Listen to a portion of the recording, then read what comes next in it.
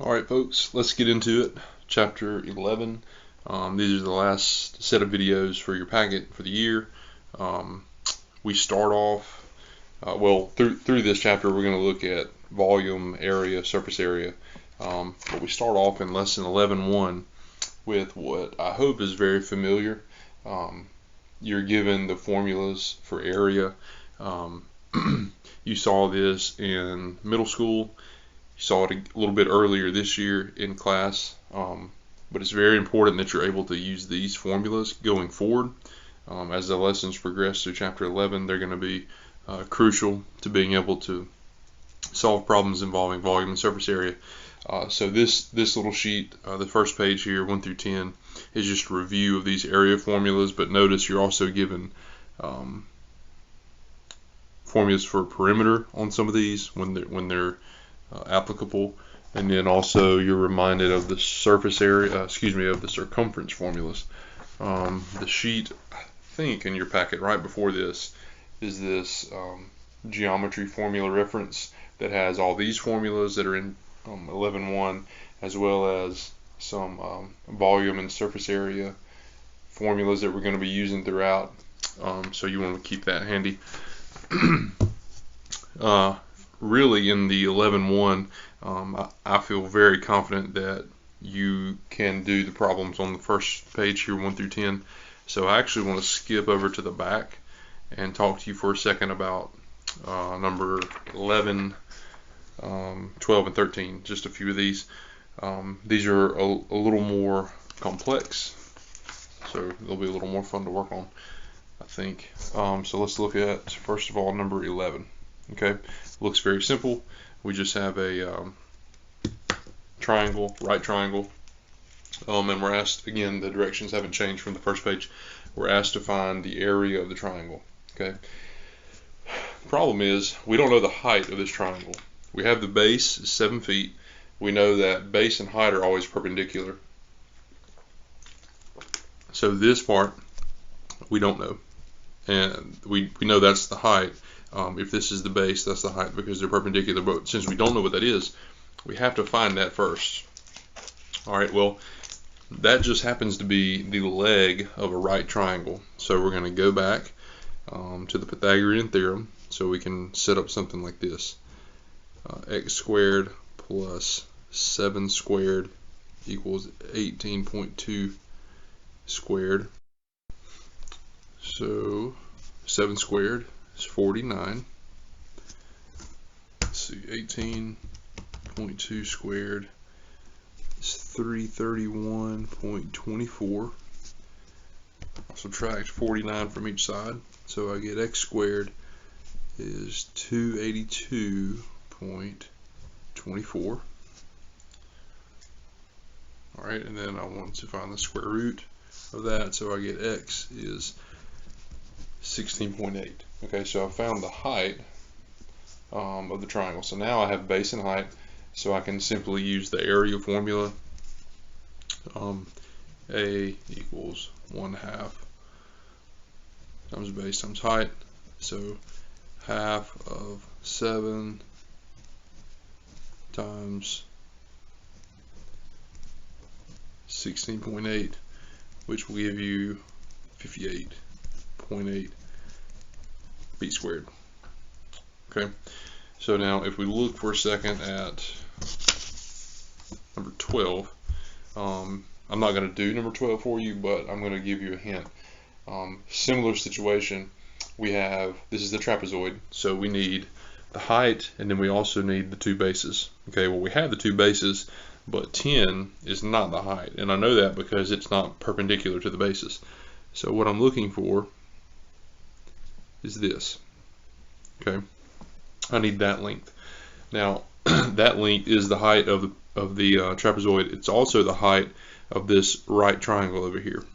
Okay, well, I know the hypotenuse of the right triangle. I'm missing this leg, obviously. I need to know what that leg is. Okay, well, think about this for a second. This middle piece is like a rectangle, and we know that the opposite sides of rectangles are equal. So if this side's 7, this side's also 7. But we also know that the entire thing has to be 19. Well, 19 take away 7 would leave us with these two pieces. Okay, but since these two right triangles have the same hypotenuse, and we know these legs are equal, the triangles are similar, so that means that this leg would also be equal. So let's see, 19 minus 7 is 12, and divided by 2 would give me that each one of these is 6. Okay, so basically I have a right triangle. I can use the Pythagorean theorem. X squared plus 6 squared equals 10 squared. That should get you started and help you find out the height. Once you find the height, we're just going to plug that into this formula. Let's see, 1/2 times h times b1 plus b2. That was over on the other page.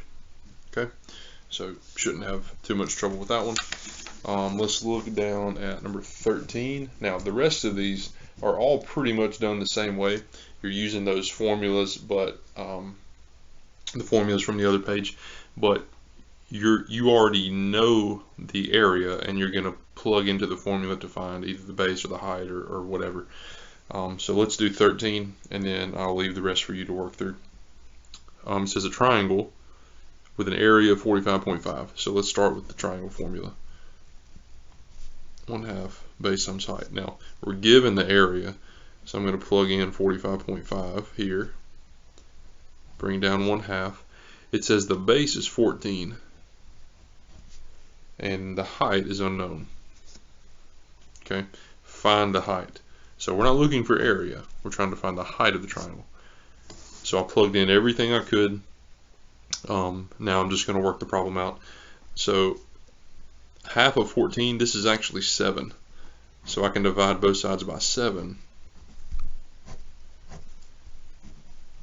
And I find out that h is 6.5. So all the rest on this page are pretty much the same. You're kind of working, quote, working backwards because you're already given the area in each one of these problems. And you're having to find one of the other measurements. Okay, so I think you can work through those. This is going to be a 2-for-1. We're going to go ahead and jump to 11.2. The first one was so short. Just wanted to put these two lessons together. So 11.2, sectors. Okay, so a sector is a section of a circle that's bounded by a central angle. Okay, we've already studied central angles, and its intercepted arc. Okay, you can think of it like a slice of pizza. All right, so the shaded area here is called the sector of the circle. Okay, so it's the area of a slice of like how much cheese would be on a slice of pizza, I guess. You could think of it like that. We have a special formula for that. This one's going to be new for you. A is x times pi r squared over 360. Okay, and x is the degree measure of the arc. Okay, the degree measure of the arc, which, remember, it's equal to the central angle of a circle. So well, I'll show you that in a second. And then r stands for, of course, the radius. Okay, so 1 through 6 down below. Let's look at those. These are pretty much all work the same way, just using the formula. So let's see what we can do with this. All right, so with number 1, it says BC is 16, so that's my radius.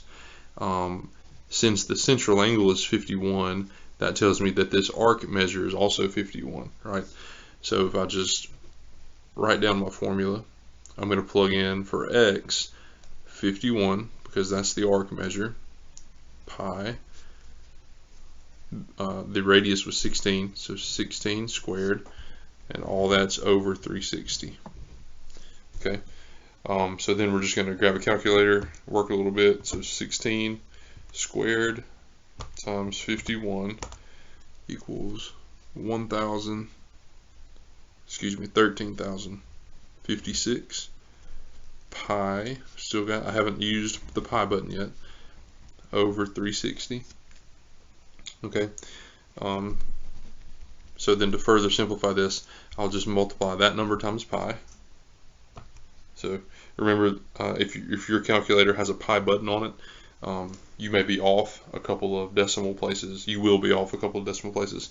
I'm going to use 3.14 because this calculator doesn't have a pi button. So there's the 13,056 times 3.14 gives me that, and then it's over 360. So then I'm just going to type in divided by 360, and I get about 113.88.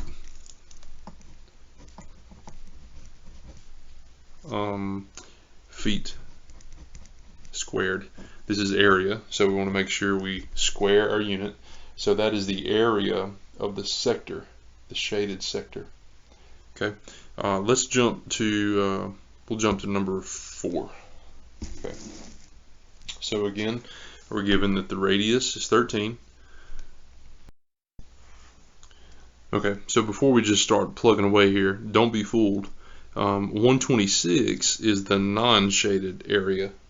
Okay, we want to know about the shaded area. So if this side is 126 and the whole thing has to be 360, we can simply subtract 360 minus 126 is 234. So the area of this sector that we're looking at is 234. So we don't just jump in and write down whichever number we see, but make sure you pay attention to the shaded region.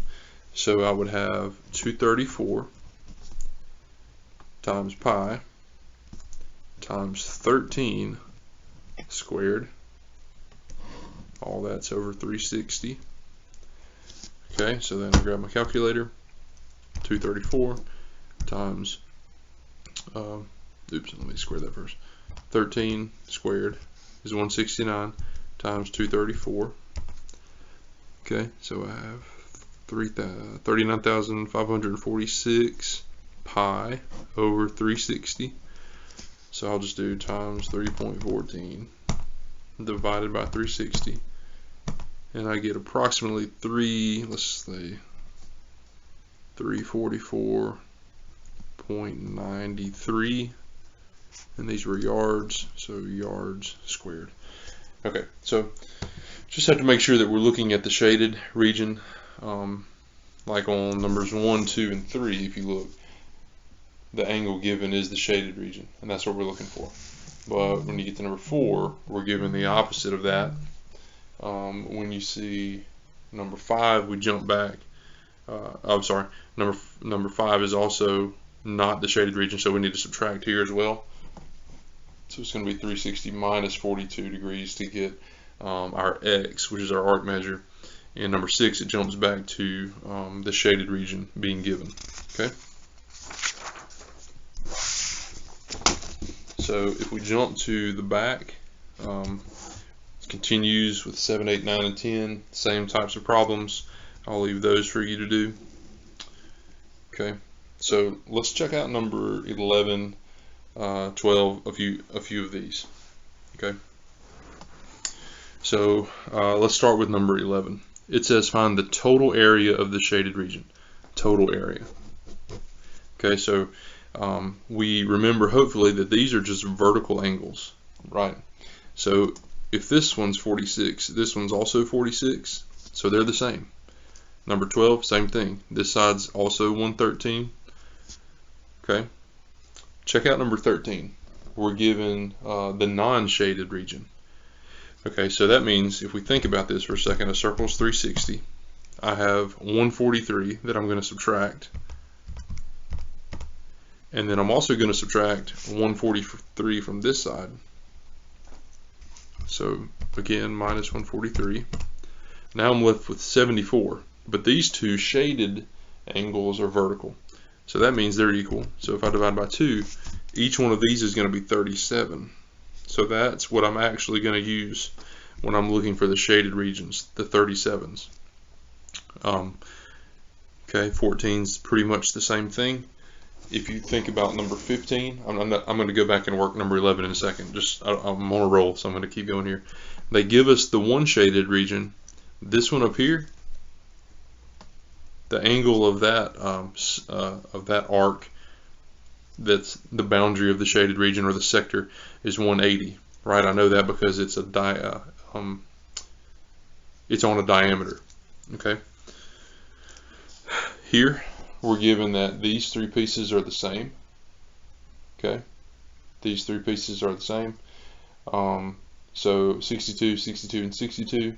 And then we can show that these shaded regions are also the same. So if we take 360 and subtract 62 3 times, we're left with 174.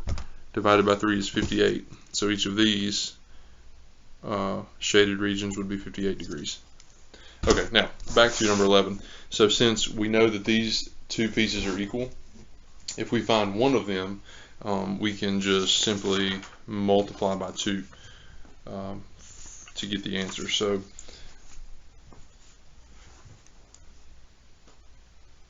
let's see. Well, 2 ways to do it. You could do 46, just use 46 degrees in the formula, and then at the end of the problem multiply the area by 2, or you could multiply by 2 now, and then you would be getting a doubled area. So either way you do that is gonna work out to be the same answer. So let's go with let's just double it now. 46 times 2 is 92. So A is 92. Okay, that's our angle measure.